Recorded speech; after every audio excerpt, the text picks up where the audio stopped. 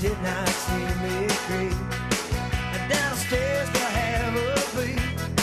Well, she thought that I was tucked up in my bedroom fast asleep. But let me tell you that I saw Mama Piccolo, Santa Claus, underneath the beard so snowy white. And what a laugh we would have been. Just coming up on 840. On News Talk Radio 580 CFRA, John Mellencamp. Great version of that song right there. Wake up. It's time to get going. Dwayne tonight. If you are just joining us on the show, it is frosty out there this morning. Do dress warmly. Be careful if you're on the roads. They are slick. A little bit of snow has fallen. Not much, but they are slick, so be careful if you're out there. If you're waiting to get on the show, to answer the question, if you are just joining us, we've been doing a little bit of Christmas trivia this morning. We've been here since 6 this morning.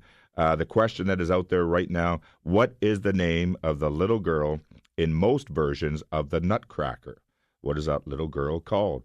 And if you're waiting to get on, I'm going to ask you to be patient just for 1 minute before we take our next guess at that question. I would like to welcome to the show. Let's get an update. We're talking about how you spent Christmas and Christmas stories, and I'm very curious to know how Christmas went, and Christmas Eve in particular, for Ron. Good morning, Ron.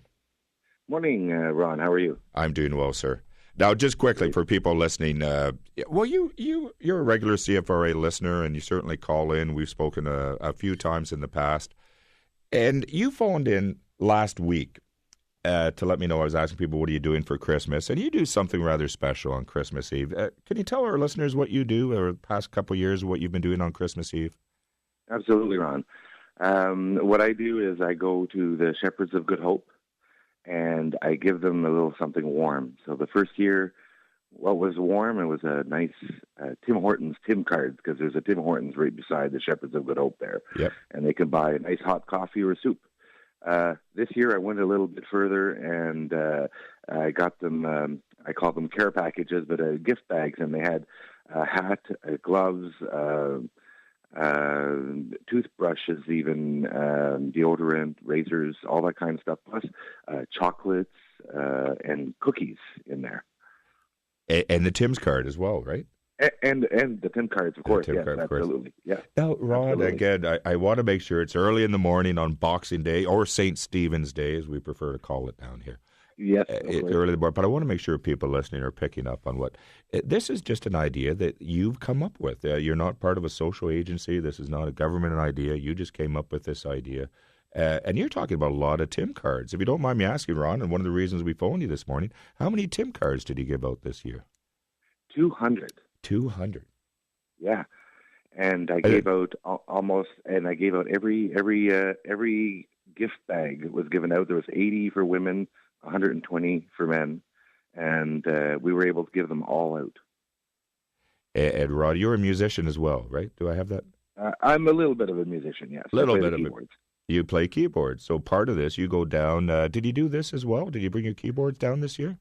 I certainly brought my keyboard and my little sound system and a wireless mic for this chap Bruce who does the singing, and it was great fun. That was the best part of it. So they come in, they're having a nice dinner, and we're inside their dining room there, and you have Bruce going around with a microphone. We're all singing carols. He's getting these people to sing. It was great fun. I mean, we chatted with a few of them. It was a really, really good time, Ron. And then they did the Christmas Mass in there as well. And we did the music for the Christmas Mass as well. Well, Ron, I wanted to check in to see how it went. Also, when we were speaking last week, you were looking for a little bit of help to get you up to the two. And these are $5 Tim cards. Is that what they are? Yep, $5 Tim cards. $5 Tim cards. You were looking for a little bit of help. And a gentleman phoned in Hunter phoned in, and you were able to connect with Hunter. I was. I connected. Hunter is a great guy. Hunter is the owner of the Swiss Chalet in Barrhaven on Strandherd. I was missing 65. He bought 75. Ron, he gave me a check for $250 to help take care of the rest of the things that I was still trying to pick up, the hats and the socks and the mitts, or the gloves, I should say. Yeah. And on top of that, I'm explaining to Hunter while I'm there, what I'm doing and what I'm putting in the bags. And I'm saying, yeah, I even put some chocolates in there. He said, and his eyes just lit up. He said, what, chocolates? And when you go to Swiss Chalet during Christmas time, they give you these little box of 4 chocolates. Exactly. Chocolates. Well, he gave me a case of chocolates, Ron. 168 in there. He gave me a whole case of them. Couldn't believe it. I walked out of there with a big case of chocolates, a check for $250, and 75 Tim's cards from this one guy, Hunter. Well, listen, Hunter, this is a shout-out to you this morning. I remember that show because Hunter just phoned in. You were looking for a little bit of help, and I think 10 minutes later he phones in and says, it's done. I didn't realize that was his background, but you could tell this was a man that was used to making decisions. And, he said, it's done. And I said, well, how much do you know? He said, it's done. Just have Ron contact me and tell him it's done. Whatever he needs to finish it off, it's done. So I got a big kick out of connecting the two of you, Ron. Yeah, I did too. And listen, he's a great guy. He's a really nice guy. And he said, listen, next year, give me a call. We'll do it again. Ron, when people phone in, and a lot of people listening might know you as Ron, as again, you're a regular caller. We never put last names. I think you deserve your name. Can I tell our listeners who you are, Ron? Yeah, absolutely. Is Ron? It's Ron. Yeah, go ahead. No, you go ahead, Ron, please. It's Ron Petrie. So there you go. Ron Petrie, I want to thank you very much for listening to CFRA, for phoning in the show. I'm glad we were able to help you, or Hunter was able to help you. And again, I hope you keep this going, Ron. The city always needs people like you, like Mo Atala. So it sounds like you're on the way to a wonderful Christmas tradition there. Absolutely, and I do plan on continuing that tradition.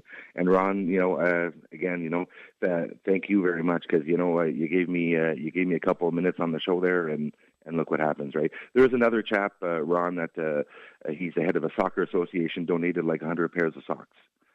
A quick shout out for him. Do you have his name? His name is Randy. There you go. Ron, again, I want to thank you very much. I'm glad we were able to track you down this morning, and I hope this does become a real tradition for you and your family. I hope so, too. Thank you very much, Ron. There you go. There is Ron Petrie phoning in, and he was down at the Shepherds of Good Hope on Christmas Eve. That's how he spent it. And Hunter, if you're listening from Barrhaven this morning, a shout-out to you.